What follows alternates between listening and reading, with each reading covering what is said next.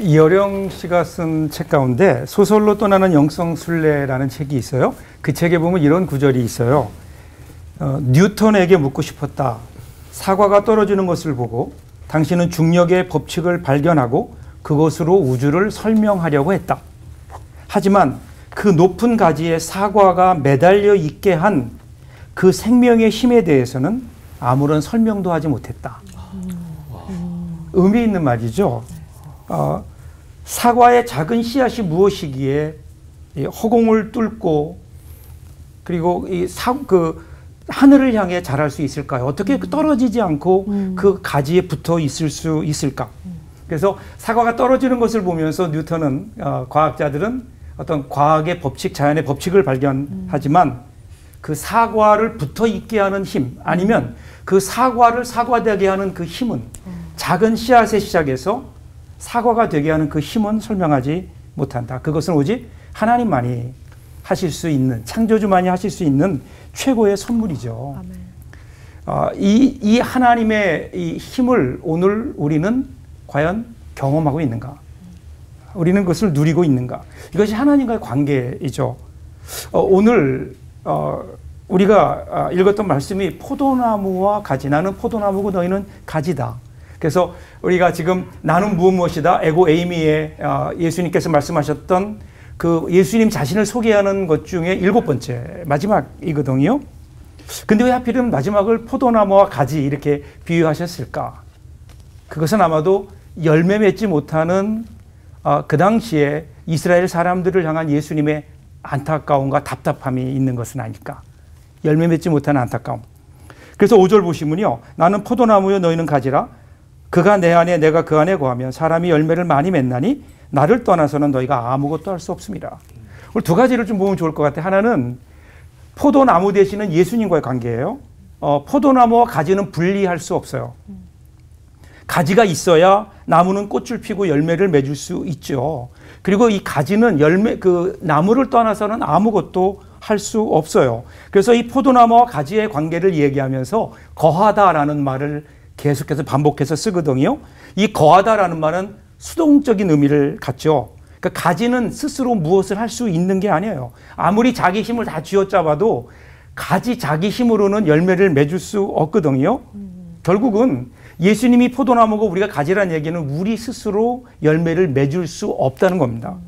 그래서 시편 1편을 보시면 그는 시냇가에 심은 나무가 철을 따라 열매를 맺으며 그 잎사귀가 마르지 아니한 같으니 그가 하는 모든 일이 다 형통하리로다.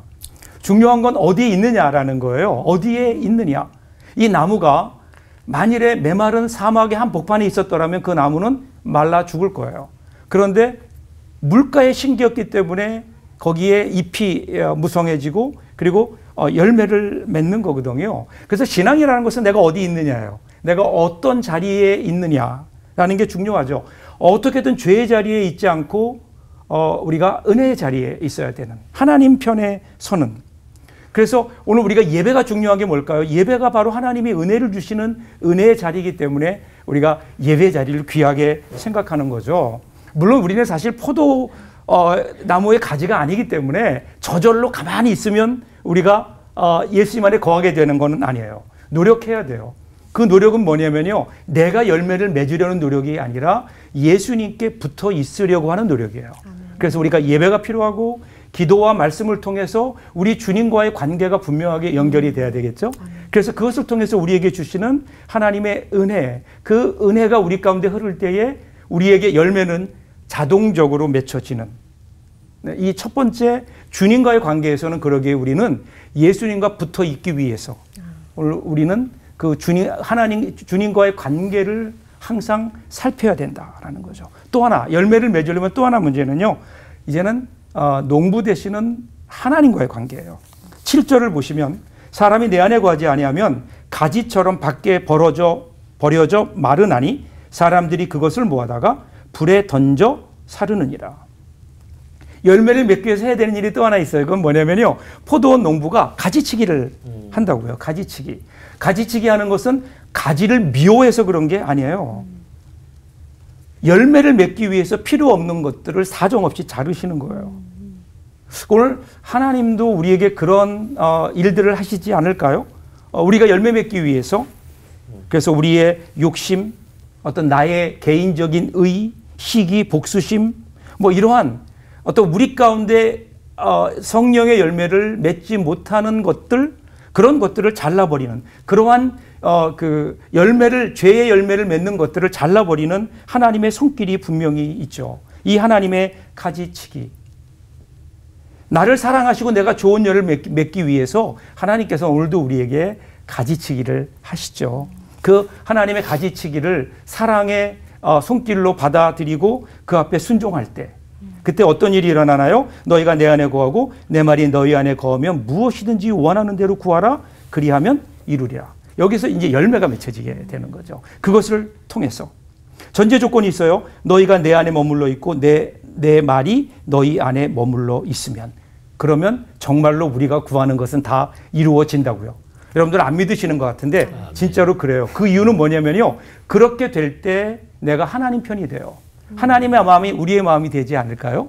그때 우리가 구할 때 하나님은 우리가 기도하는 모든 기도에 응답해 주시고 우리의 삶에는 주님이 원하시는 열매가 맺혀지는 풍성한 삶을 살 수 있고 그때 비로소 우리는 우리 주님이 포도나무요 나는 주님의 가지입니다 라고 고백할 수 있지 않을까요?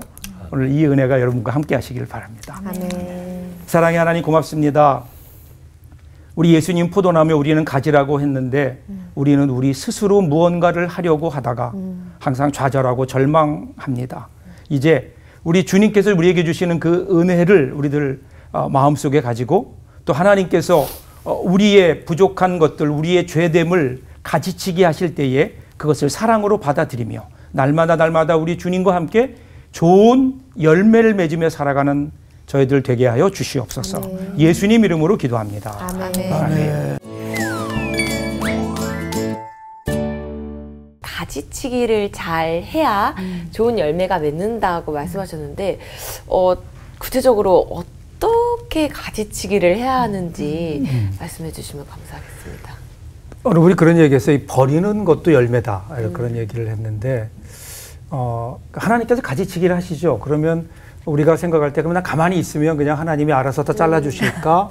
근데 그래서 그걸 하나님의 가지치기를 우리의 입장에서 다시 한번 그거를 번역해 보면 그러면 내려놓음이 아닐까. 스스로 내가 내려놓는 내 자신을 돌아보고 나에게서 내가 열매를 맺는데 부족한 것들을 내려놓는.